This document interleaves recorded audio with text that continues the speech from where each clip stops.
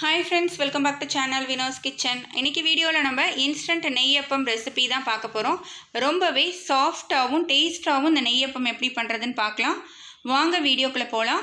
அதுக்கு முன்னாடி சேனலை சப்ஸ்கிரைப் பண்ணாதவங்க ப்ளீஸ் சப்ஸ்கிரைப் பண்ணிக்கோங்க. பக்கத்துல இருக்க பெல் ஐகானையும் மறக்காம பிரஸ் பண்ணிக்கோங்க. 2 மீடியம் சைஸ் வாழைப்பழத்தை வந்து இந்த மாதிரி கட் பண்ணி சேர்த்துக்கோங்க. பெரிய சைஸாக இருந்தால் ஒரே ஒரு வாழைப்பழம் போதும். இதோட 3 ஏலக்காயும் சேர்த்துக்கோங்க. 1 கப் அளவு கோதுமை மாவு சேர்த்துக்கோங்க. இதோட 1/4 கப் அளவு அரிசி மாவும் சேர்த்துக்கோங்க. இதோட வந்து நம்ம வெள்ளை பாகு சேர்த்து அரைச்சி எடுத்துக்க போகிறோம். 3/4 கப் அளவு வெல்லமும் 1/4 கப் அளவு தண்ணியும் சேர்த்து கொதிக்க விட்டு வெல்லம் வந்து உருகி வந்ததுக்கப்புறம் அதை வடிகட்டி 1 கப் அளவு எடுத்து வச்சுருக்கேன். அதை வந்து கொஞ்சம் கொஞ்சமாக சேர்த்து நம்ம அரைச்சி எடுத்துக்கலாம். 1/2 கப் அளவு சேர்த்து நான் அரைச்சிருக்கேன். இப்போ பேலன்ஸ் இருக்கிறதையும் சேர்த்துக்கோங்க. தேவைப்பட்டதுன்னா தண்ணியும் சேர்த்து நீங்கள் அரைச்சி எடுத்துக்கலாம். இப்போ பாருங்கள் அரைச்சாச்சு. இதை வேறு ஒரு மிக்சிங் பவுலுக்கு நம்ம மாற்றிக்கலாம். தேவையான அளவு தண்ணியும் சேர்த்து நம்ம தோசை மாவு பதத்துக்கு கரைச்சி எடுத்துக்கலாம். இதோட 1/4 டீஸ்பூன் அளவு பேக்கிங் சோடா சேர்த்துக்கோங்க. 2 பிஞ்ச் அளவு சால்ட்டு சேர்த்துக்கோங்க.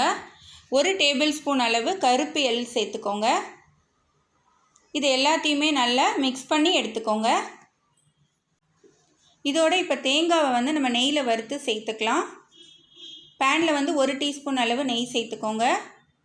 இதோட 3 டேபிள் ஸ்பூன் அளவு தேங்காய் வந்து பீசஸாக கட் பண்ணி சேர்த்துக்கோங்க. இந்த மாதிரி சின்ன சின்ன பீசஸாக சேர்த்துக்கோங்க. இதை வந்து கோல்டன் ப்ரௌன் கலர் வர அளவுக்கு நல்லா வறுத்துக்கோங்க.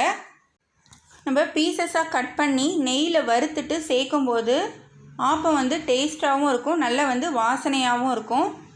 உங்களுக்கு டைம் இல்லை அப்படின்னு சொன்னால் நீங்கள் தேங்காவை துருவி அப்படியே கூட வந்து சேர்த்துக்கலாம். நல்லா வறுத்தாச்சு. இப்போ இதை வந்து நம்ம மாவோட சேர்த்துக்கலாம். நல்லா மிக்ஸ் பண்ணி விட்டுக்கோங்க. தேவைப்பட்டுச்சுன்னா தண்ணியும் சேர்த்துக்கோங்க. மாவு வந்து இப்போ ரெடி ஆகிடுச்சு. இதை வந்து சுட்டு எடுக்க வேண்டியதான். ஸ்டவ் ஆன் பண்ணி பனியாரக்கல் வச்சுக்கோங்க. நல்லா சூடானதுக்கப்புறம் தேவையான அளவு நெய் சேர்த்துக்கோங்க. சின்ன கரண்டியில் வந்து மாவு எடுத்து ஒரு குழியிலையும் வந்து 3/4 அளவு வந்து மாவை ஊற்றுனீங்கன்னா போதும். ஃபுல்லாக ஊற்றுனீங்கன்னா அது வந்து உப்பி வரும். வேகிறதுக்கு வந்து உள்ளே வேகிறதுக்கு கொஞ்சம் கஷ்டமாக இருக்கும். 3/4 அளவு ஊற்றுனீங்கனாலே இப்போ பாருங்கள் நல்லா உப்பி ஃபுல்லாக வந்துருச்சு. நம்ம கோதுமை மாவு சேர்த்துருக்கோம் அப்படிங்கிறதுனால வேகிறது வந்து ரொம்பவே ஈஸியாக வந்துடும். 2 நிமிஷத்துக்கு அப்புறம் நான் திருப்பி போடுறேன் பாருங்கள். ஒரு சைடு வந்து நல்லா வெந்து கிறிஸ்பியாக கோல்டன் கலரில் வந்திருக்கு. நீங்கள் திருப்பி போட்டு ஒரு 2 நிமிஷத்துக்கு அப்புறம் நீங்கள் எடுத்துடலாம். திருப்பி போட்டு 2 நிமிஷம் அப்படியே விட்டுருங்க. 2 நிமிஷத்துக்கு அப்புறம் பாருங்கள் நல்லா சூப்பராக ரெடி ஆகிடுச்சு நம்மளோட நெய்யப்பம். யூஸ்வலாக வந்து நெய்யப்பம் வந்து நம்ம பச்சரிசியை ஊற வச்சு ஒரு 4 மணி நேரமாவது ஊற வச்சு அதை அரைச்சி புளிக்க வச்சு அதுக்கப்புறம் நம்ம செய்வோம். அதுக்கு டைம் இல்லை அப்படின்னா இந்த மாதிரி இன்ஸ்டண்ட்டாக நீங்கள் கோதுமை மாவுலேயும் செய்யலாம். அப்போ வந்து எவ்வளோ ஒரு சாஃப்டாக வந்திருக்கு பாருங்கள். அதே அளவு டேஸ்ட்டும் வந்து ரொம்பவே நல்லாயிருக்கும். பேலன்ஸ் இருக்கிற மாவையும் இதே மாதிரியே நீங்கள் வந்து சுட்டு எடுத்துக்கோங்க. நான் சொன்ன மெத்தடில் நீங்களும் வீட்டில் ட்ரை பண்ணுங்கள்.